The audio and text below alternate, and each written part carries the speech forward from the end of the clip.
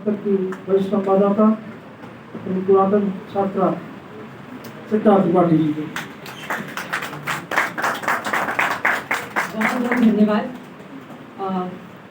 मंचासीन professor Har Sinha sir, विभाग अध्यक्ष रक्षा विभाग, professor Satish Chandra Pande ji, professor Pradeep Kumar Yadav ji, professor Vinod Kumar Singh ji, professor Srinivas Mani Tripathi ji, doctor Praveen Kumar Singh ji, doctor Aarti Yadav ji, doctor Jitendra Kumar ji, doctor Vijay Kumar ji, doctor Shri Bhagwan Singh ji, doctor Shailendra Pratap Singh ji, doctor A P Shukla ji और श्री CL गुप्ता जी, सभी लोगों को प्रणाम नमस्कार करती हूँ।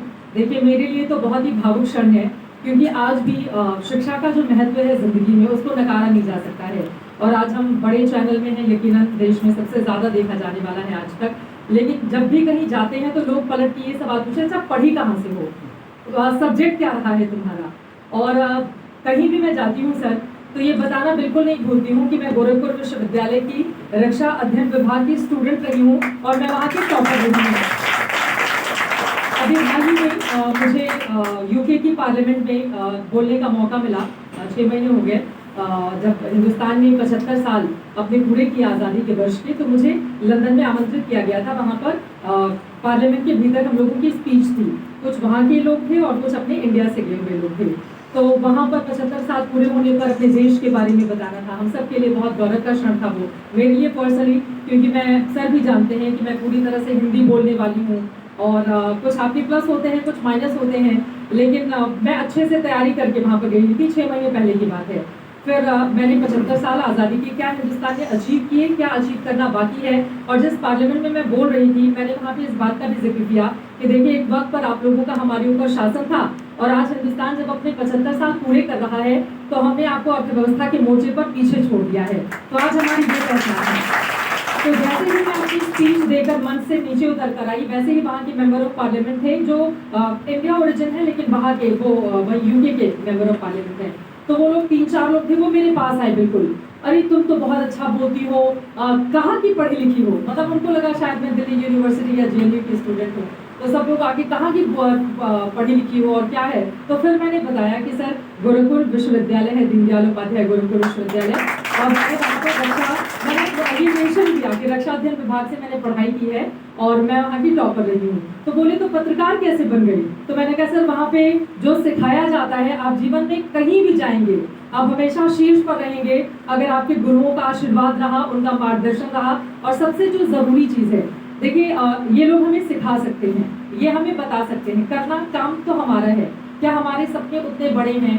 क्या हम जैसे आज मुझे 17-18 साल हो गए मीडिया में काम करते हुए, बहुत छोटे से चैनल से, सत्या TV यहाँ पर था, 100 रुपये मुझे एक दिन के मिलते थे। मैं इसी विभाग की विद्यार्थी भी थी और शाम को जब हम लोग 3 बजे हम लोग यहाँ से खाली होकर लौटते थे, तो फिर मैं जाके न्यूज़ रिकॉर्ड करती थी और उसके बाद घर जाती थी।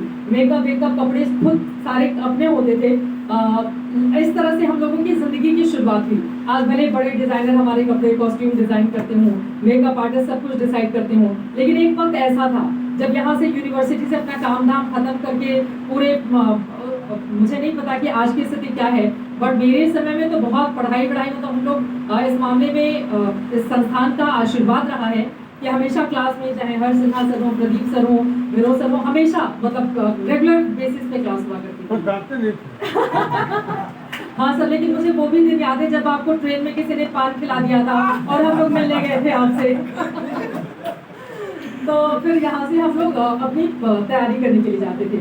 100 रुपये ही मिलते थे, लेकिन वो 100 रुपये हमारे लिए बहुत मायने रखते थे, क्योंकि विद्यार्थियों के लिए, आज मैंने कुलपति जी से भी कहा, कल मैं जब रिपोर्टिंग के लिए आई थी तो बड़े सारे बच्चे मेरे बोले, दीदी छात्रवृत्ति तो ये देते नहीं है।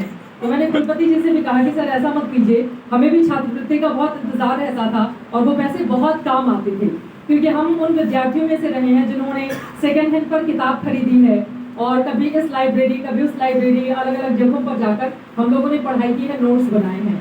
तो बस ये है कि आप ख्वाब देखिए। और एक चीज़ और, यहाँ पे जितने भी शिक्षक हैं, इनके भीतर एक दोस्त बसता है, वो आपको डांटेंगे, समझाएंगे, सारी चीज़ें। कई बार हम लोग डरते भी हैं बहुत ज़्यादा, लेकिन आपको अगर मार्गदर्शन, क्योंकि वो हमारे खुद के भीतर से नहीं आएगा। हमें जाना यहाँ से दिल्ली, मुझे सर आज भी याद है जब मुझे यहाँ से एक लोकल अखबार से ऑफर आया था जब मैं सत्या TV में काम कर रही थी, तो वहाँ पे तो जाके 2 घंटे काम करना था, तो पढ़ाई भी हो जाती थी, काम भी चल जाता था, गाड़ी का पेट्रोल का पैसा भी आ जाता था।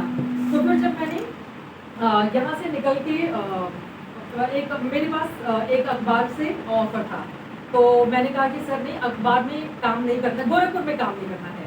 तो बोले क्यों? तो मैंने कहा सर टीवी में काम अच्छा चल रहा है और मुझे लगता है कि चूँकि बाहर ज़्यादा मौके होंगे जिस इलेक्ट्रॉनिक मीडिया को मैं देखना चाहती हूँ, तो मुझे यहाँ काम नहीं करना है।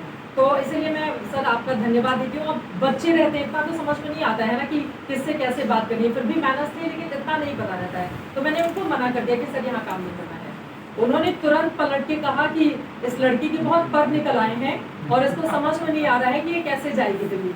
तो फिर उन्होंने, अब 2 4 10 लोग थे अगल बगल, मेरे आंखों में आंसू आ गए, बट आप कुछ कर नहीं सकते हैं। तो फिर मैंने अपने सिर झुकाया और फिर मैं वहाँ से घर चली गई, थोड़ा रोना गाना किया, उसके बाद आई गई, बात खत्म हो गई। लेकिन अंदर था कि नहीं, मुझे चूँकि मेरी सोच वहाँ से शुरू हो रही है, रास्ते भले कोई हो बट मुझे टीवी में काम करना है और मैं लोकल में काम कर ही रही हूँ, धीरे धीरे करके रास्ते बन जाएंगे। और मैं आपको ये भी बता दूँ, मैंने पत्रकारिता की कोई पढ़ाई नहीं की है, पढ़ाई इसलिए नहीं की क्योंकि मेरे पास इतने पैसे नहीं थे।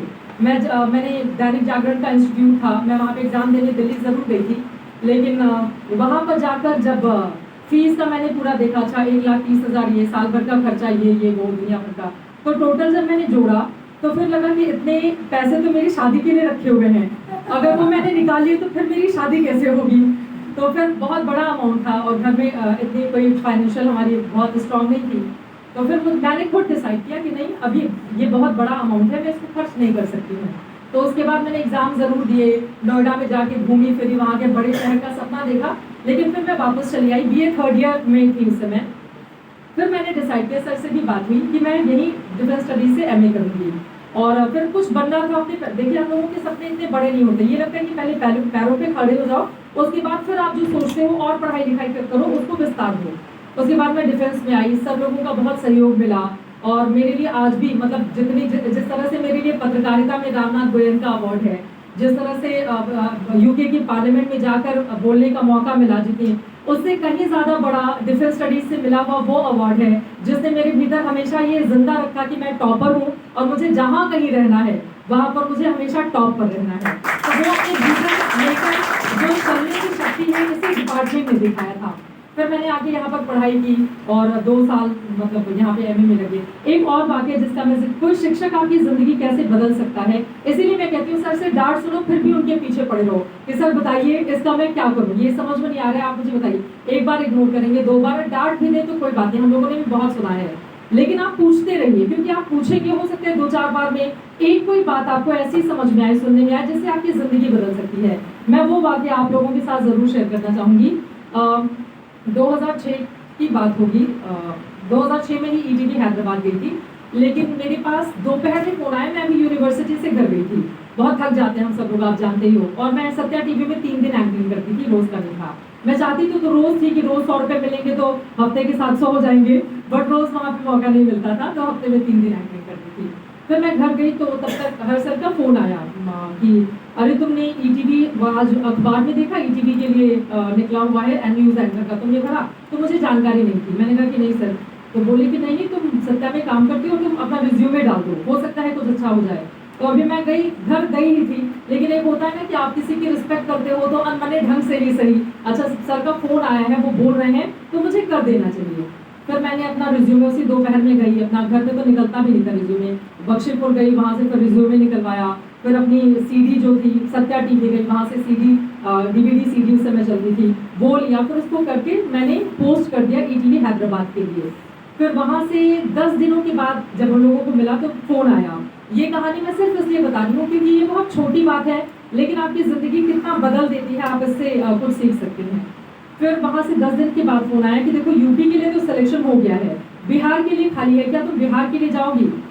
तो मेरे दिमाग में आया बिहार के लिए तो मम्मी पापा कैसे देखेंगे टीवी पर मुझे, मैं बिहार के लिए एंकरिंग करूँगी। फिर ये था अच्छा चलो गोरखपुर से हम हैदराबाद चली जाएंगी, क्योंकि सारा सेटअप ETV का हैदराबाद में था। तो मैंने कहा ठीक है, गोरखपुर छोड़ के बड़े शहर में जाने का जो सबके दिमाग में होता है, छोटे बच्चों के मन में खासतौर से जो हम लोगों के इस दौरान की एज थी, तो लगा हैदराबाद में जाने का मौका मिला तो ठीक है, कोई बात नहीं, बिहार में कर लेंगे। थोड़े समय के बाद फिर सिफारिश किसी से करके कि भाई UP में मम्मी देख नहीं पा रही है, वो परेशान है, तो मुझे UP वाले में ट्रांसफ़र कर दो। ये दिमाग लगा के मैं पटना चली गई, वहीं पे इंटरव्यू और रिटर्न एग्जाम था। अब भैया कल, हाँ ये कहा गया कि कल ही है वहाँ पे, अब एक दिन पहले आप बता रहे हो कल पटना में एग्जाम है, गोरखपुर से पटना जाना है, टिकट है नहीं, आप तो फिर भी थोड़ी सहूलियत है। उस समय तो बहुत ही मुश्किल, मतलब स्लीपर क्लास बाकी जगहों पे बहुत मुश्किल था, और हम लोग स्टूडेंट लाइफ में स्लीपर क्लास में ही ट्रैवल करते थे ज़्यादा। तो फिर अब ये हुआ क्या करें, तो मैंने कहा कि अच्छा, मम्मी को कन्विंस किया कि हम चादर उठाते हैं, नहीं नीचे बैठने को तो देगा ना, टीटी भगा थोड़ी नहीं देगा हमें ट्रेन से, तो हमने कहा कि उसमें बैठते हैं और उसके बाद जाएंगे। फिर मम्मी भी थोड़ी तैयार हुई अनमनी मन से, चलो ठीक है टीटी। तो हम लोगों ने मतलब गए तो खैर टीटी ने सीट दे दी, हमें उपलब्ध हो गया, लेकिन हम मेंटली प्रिपेयर थे कि कुछ नहीं मिलेगा, नीचे तो बैठने देगा, उतारेगा तो है नहीं, और टिकट लेकर ही बैठ रहे हैं। फिर ईटीवी में गई पटना में, वहाँ एग्जाम दिया, सिलेक्शन हो गया। किस्मत की बात थी कि उसी के फिर 15-20 दिनों के बाद मतलब मेरा सिलेक्शन हो गया ईटीवी बिहार के लिए। फिर फोन आया कि नहीं, हम आपको ईटीवी यूपी के लिए ले रहे हैं और बिहार के लिए आप छोड़ दो। फिर तो मेरी खुशी का ठिकाना नहीं रहा। फिर पापा यहाँ से छोड़ने गए ईटीवी हैदराबाद में, मैंने तकरीबन 11 महीने काम किए, उसके बाद न्यूज़ 24 में ली, फिर धीरे धीरे करके जब भी आज तक में यहाँ पर आ गई है। लेकिन अभी ये जहाँ मैं पहुँची हूँ वो सिर्फ एक पड़ाव है। होता क्या है, ये सिर्फ एक रास्ता है जो हम इस वक्त तय कर रहे हैं, मंजिल अभी दूर है। क्योंकि हम एक जगह, मान लीजिए हम गोरखपुर विश्वविद्यालय में एडमिशन लेना ही अपने आप में बहुत बड़ी कामयाबी है। क्योंकि मुझे आज भी वो दिन याद है जब रिजल्ट आया था और यूनिवर्सिटी में मेरा एडमिशन हो गया था, तो वो ऐसा लग रहा था कि सारे रिश्तेदारों में मैं कितनी हाई प्रोफाइल कि मैं गोरखपुर यूनिवर्सिटी में पढ़ूंगी।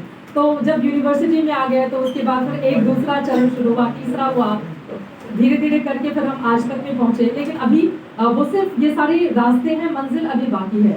तो ये कहानी बताने के पीछे का सिर्फ एक बड़ा कारण था। देखिए, हम लोग पूर्वांचल के उस हिस्से से आते हैं जहां आज भले ही एक बहुत बड़ा बदलाव हो, मुख्यमंत्री शहर के हैं, शहर का यकीनन बहुत विकास हो रहा है। पहले के गोरखपुर में, आज के गोरखपुर में जमीन आसमान का अंतर है। हम लोग खुद देख रहे हैं कि हर जगह चौमुखी विकास हो रहा है, लेकिन उसका फायदा हम कितना ले पा रहे हैं, अब ये भी तो हमको खुद से पूछना होगा कि हम अपने आप को इस दायरे से बड़ा करके, और सारी चीज़ें जो दिमाग में आती है, अच्छा तुम छोटे शहर के, तुम ये वो, सर SRCC जो दिल्ली का कितना बड़ा कॉलेज है, वहाँ पे 99% आएगा तभी आपका एडमिशन होगा। अभी मैंने वहाँ पे भी मंच पर जिक्र किया था, अभी मुझे वहाँ पे SRCC में इनवाइट किया गया था बिजनेस कॉन्क्लेव के लिए। बहुत बड़े बड़े लोग थे, एक उसमें मुझे भी इनवाइट किया गया। तो मैंने पूछा कि अच्छा मुझे सब्जेक्ट बता दें, किस पे तैयारी करके आना है बोलने के लिए। तो उन्होंने कहा नहीं, आपको बस अपनी ज़िंदगी के बारे में बताना। मैंने कहा ज़िंदगी के बारे में बच्चों के बीच में क्यों बताना। तो वहाँ पर हज़ारों की तादाद में बड़ा सा हॉल था, बच्चे थे, और सब वहाँ के जितने भी टीचर्स और सब लोगों ने कहा कि सर तुम अपनी जर्नी बताओ, ताकि जो यहाँ पे बैठे स्टूडेंट हैं वो इससे प्रेरणा ले सकें कि तुमने कहाँ से शुरुआत की, क्या है आगे का सपना। तो वो इसी गोरखपुर यूनिवर्सिटी की देन है जिसने इतना भरोसा भरा खुद के भीतर। कई बार ऐसा होता है कि आसपास कुछ ऐसे लोग जरूर होते हैं जो आपके भीतर नेगेटिविटी डालेंगे, अच्छा पैसा नहीं है तुम्हारे पास तो पैसा नहीं, जीवन में कुछ नहीं कर सकती, अरे उनके पापा तुमको वहां पहुंचा देंगे, उनका खानदान। ऐसे लोगों से एकदम दूरी बना के रखनी है, अपना कॉन्फिडेंस खुद बिल्डअप करना है।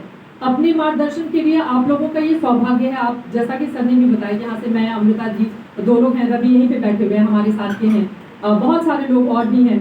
तो यहाँ से जब हम लोग निकल के बाहर मतलब जाते हैं तो बार बार ये बताते हैं, जिस समय में हम लोग यहाँ पर आए थे तो फिर मिलिट्री साइंस रक्षा अध्ययन सब लोगों को बताने में भी लोग पूछते थे अच्छा किससे पढ़ाई कर रही हो, तो रक्षा अध्ययन, तो बोले रक्षा अध्ययन कौन सा सब्जेक्ट है, तो फिर उनको 2-4 बातें बताते, अच्छा मिलिट्री साइंस है। मैंने कहा नहीं सर, अब इसका मॉडर्न रूप ये है। फिर हम लोग को डिटेल बताना पड़ता था। आज ये फक्र की बात है कि हमें इस डिपार्टमेंट के बारे में किसी को बताने की जरूरत नहीं है। आज यूनिवर्सिटी में भी जो नई पीढ़ी है उनको भी पता है कि ये कितने किताबें हमारे चौरस है, कहाँ से डिपार्टमेंट से हैं। तो ये हम सब लोगों के लिए बहुत खुशी की बात है। आप मार्गदर्शन लीजिए, आप लोगों के लिए भी सौभाग्य की बात है, हमारे लिए भी, कि वही सब लोग आज कंटिन्यू कर रहे हैं और बड़े सपने देखें, उन सपनों को साकार करने के लिए बड़े प्रयत्न भी करें। अगर कोई भी चीज़ हमारे जीवन में नहीं है तो हम ये सोच के कि हम अभिशप्त हैं इस जिंदगी को जीने के लिए, क्योंकि मेरे पापा अधिकारी नहीं है, मेरे पापा के पास पैसा नहीं है, मैं गरीब खानदान से हूँ, मैं तो पुरानी किताबों से क्यों पढ़ रहा हूँ। तो हम लोग जीता जागता उदाहरण है। आप अगर कुछ सीख सकते हैं तो ज़रूर सीखिएगा, जीवन में खूब आगे बढ़िए। हमारी ओर से बहुत बहुत सारी शुभकामनाएं और बहुत धन्यवाद सर। मैं एक बार फिर से आपकी आभारी हूँ, आप लोगों की आभारी हूँ। मुझे बहुत फक्र होता है इस बारे में, जब भी मैं किसी भी मंच पर, हम लोगों का दायरा बहुत बड़ा हो गया है, मतलब ये वाहवाही नहीं है, लेकिन चूंकि आज तक बहुत बड़ा चैनल है तो उसके ज़रिए बहुत लोगों से हर रोज़ मौका मिलता है बातचीत करने का, सोशल मीडिया से हम लोग इंटरेक्शन करते हैं, सारी चीज़ें। लेकिन जब भी लोग पूछते हैं कि अच्छा पढ़ाई कहाँ से की हो बताओ, तो हमेशा बहुत गर्व के साथ बोलते हैं कि रक्षा अध्ययन से पढ़ाई की है और गौरव प्रदर्शन किए हैं। बहुत बहुत धन्यवाद। जीवन में खूब तरक्की करें, आप लोग खूब आगे बढ़ें। मेरी ओर से बहुत बहुत शुभकामनाएं। धन्यवाद। नमस्कार। जय हिंद।